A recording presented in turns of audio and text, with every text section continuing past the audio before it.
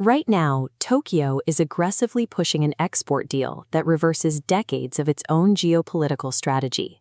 Japan is offering to hand over the complete, closely guarded design schematics of a highly advanced naval asset to both India and Australia. The asset in question is the Mogami-Class stealth frigate. It is a state-of-the-art $500 million surface combatant, packed with anti-ship missiles and advanced sensor arrays. For over 70 years following the Second World War, exporting lethal offensive technology of this caliber was strictly forbidden by Japanese domestic law. Tokyo maintained a rigid isolationist defense posture.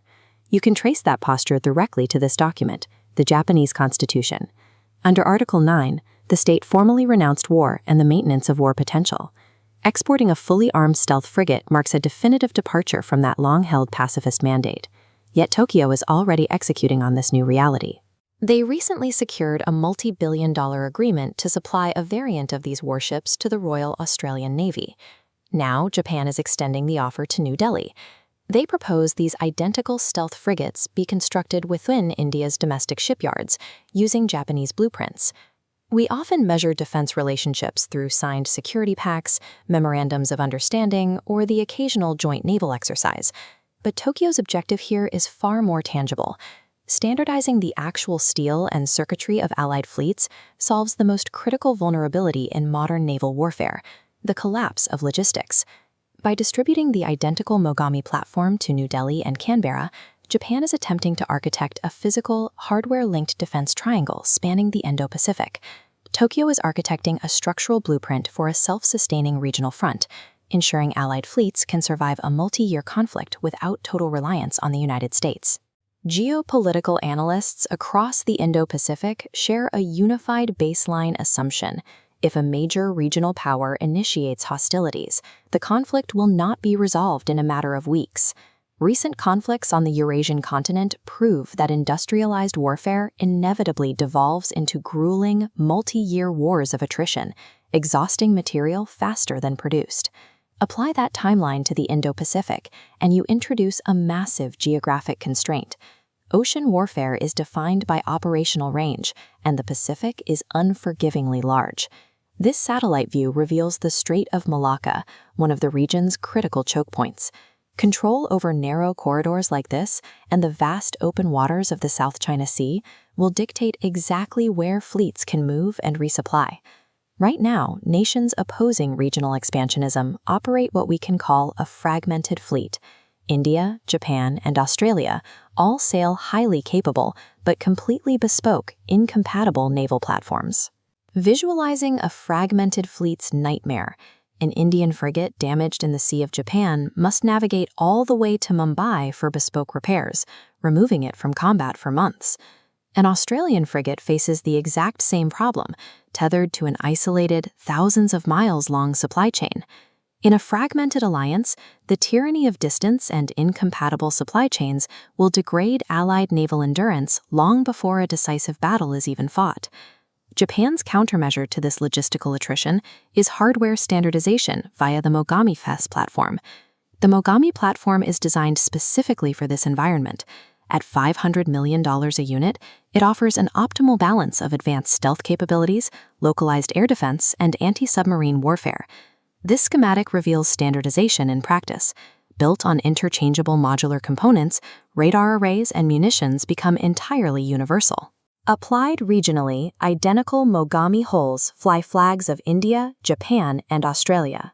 Now, that damaged Indian frigate simply routes into the nearest secure Japanese port.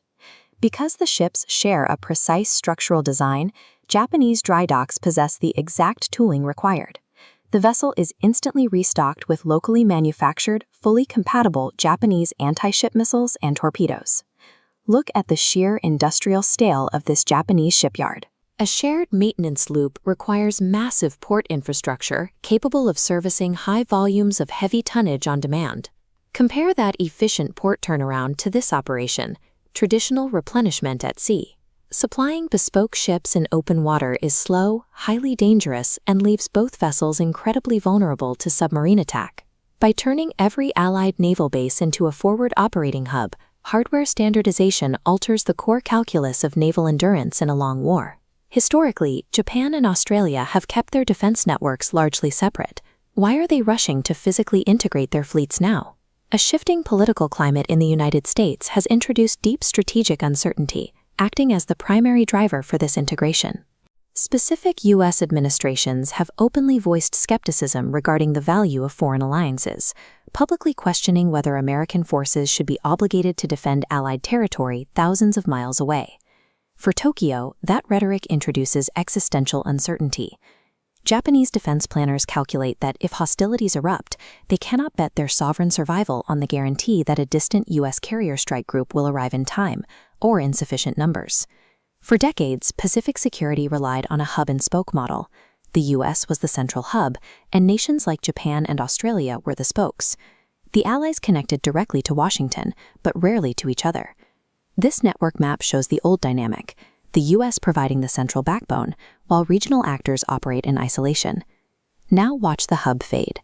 By distributing Mogami frigates, Japan manually draws hard lines between the spokes, establishing a self-reliant lateral network independent of Washington.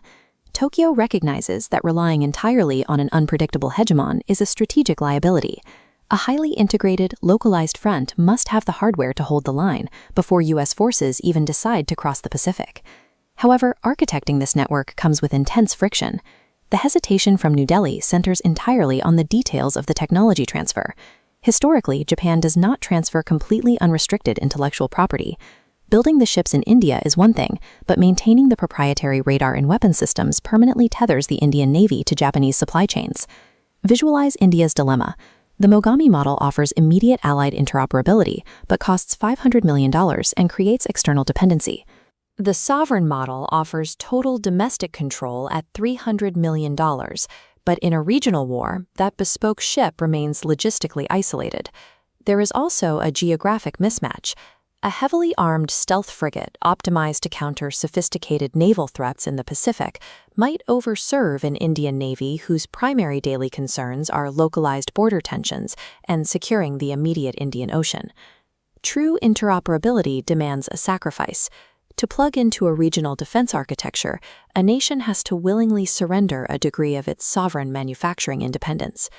If we zoom out from the specifics of a single warship design, we can see the macro evolution of Indo-Pacific strategy over the last decade. The era of relying on symbolic joint declarations and disjointed naval exercises is over.